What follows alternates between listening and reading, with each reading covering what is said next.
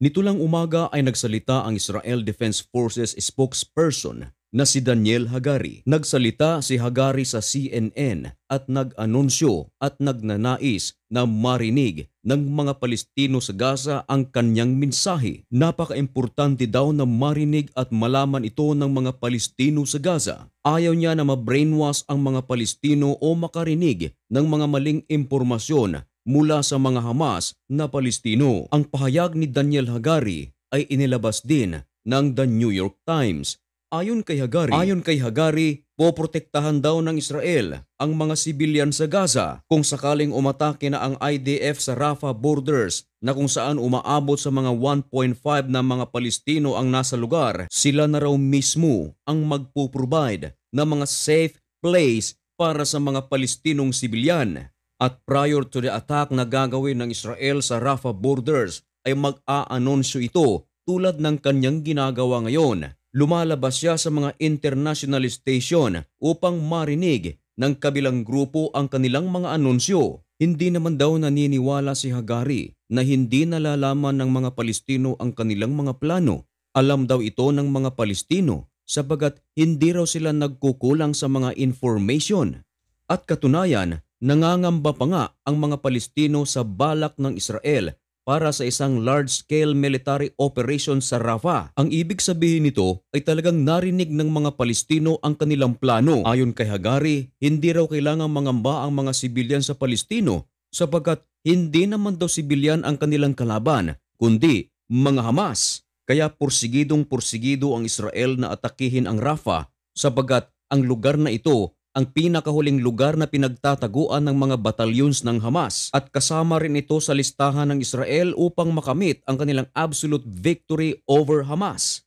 At upang makamit ito ay kinakailangan nilang sugurin ang Rafah. Gagawa daw ang mga Israeli ng mga safer zone para sa mga sibilyan. Hindi raw kumpleto na mailagay sa safer zone ang mga sibilyan na walang pagkain, kaya hinihimok na rin ng Israeli government ang ibang mga international community na maglagay ng maraming pagkain para sa mga sibilyan sa Gaza. Hinihimok din ito ang international community para sa humanitarian aid, medicines, hospital labs at marami pang iba. Hindi rin daw nagkulang ang Israel sa pagpapaalala sa Hamas na kahit pa man dumating ang Ramadan, aatakihin pa rin ng Israel ang Gaza kung hindi ibibigay ng Hamas ang kanilang hinihinging mga hostage.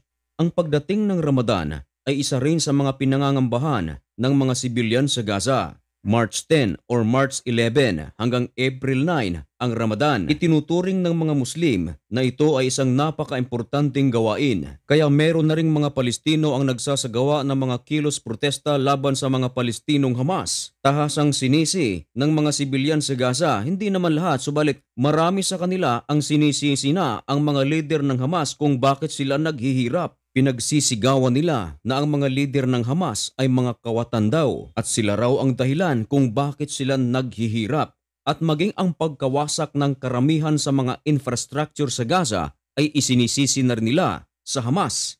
Sa plano ng Israel na atakihin ang Rafah na kung saan napakaraming mga tao sa naturang lugar, hindi ito suportado ng Amerika.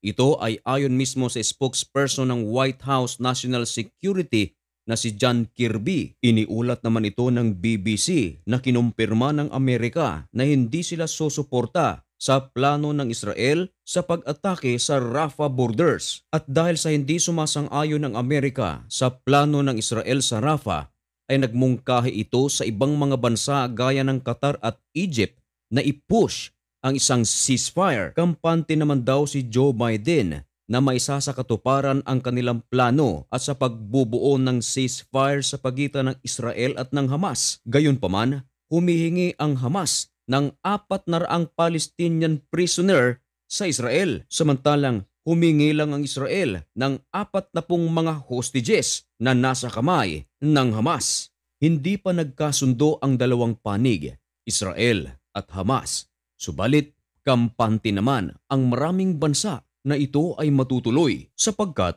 sa naturang pagbubuo ng proposal, naka-attend ang isa sa mga opisyales ng Israel, Qatar at ng Egypt, kaya hindi malayo na magkaroon ng ceasefire.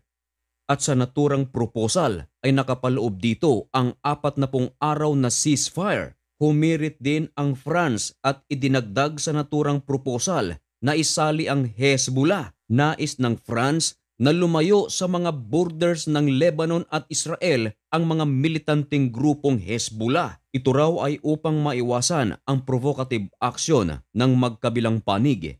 Ayon mismo sa report ng CNN, US expected to reduce forces near Middle East kung sakaling magkasundo na ang magkabilang panig para sa ceasefire ay paaatrasin naman ng United States of America ang forces nito sa Mediterranean Sea at babalik sa United States. Ito ay ayon mismo sa dalawang defense official ng Amerika. Nagbabala naman ang United Nations dahil sa lumalalang starvation sa Gaza. Marami na raw ang mga napapaulat na may mga nagkakasakit at meron na raw malnutrisyon sa naturang lugar, sapagkat wala na raw mapagkukunang malinis na tubig inumin, salat pa sa gamot at higit sa lahat, ang pagkain ay pahirapan. Maliban sa mga bagay na ito, marami raw sa mga kabataan ngayon ay merong anxiety, sapagkat umaga pa lang ay kanila nang naririnig ang mga pagsabog kaliwat kanan, mga tunog ng mga sirena, mga sirang gusali. Ito raw ay isang matinding bangungot para sa mga kabataan. Bangungot na kahit na sa kanilang pagtanda, ito ay kanilang daladala. Kaya naman nanawagan ang United Nations na sa ikinakasang ceasefire sa pagitan ng Israel at ng Hamas ay madaliin na ito. Sa ngayon ay umaabot na raw sa 29,878 ang mga napapaslang sa Gaza simula nang magkabakbakan ang Israel at ng Hamas. At umaabot naman sa 70,215 ang mga sugatan. Ito ay ayon sa United Nations. Naghihirap daw ngayon ang mga ospital sa Gaza dahil sa maraming mga sugatan at maliban pa riyan, kulang na raw sila sa mga gamot.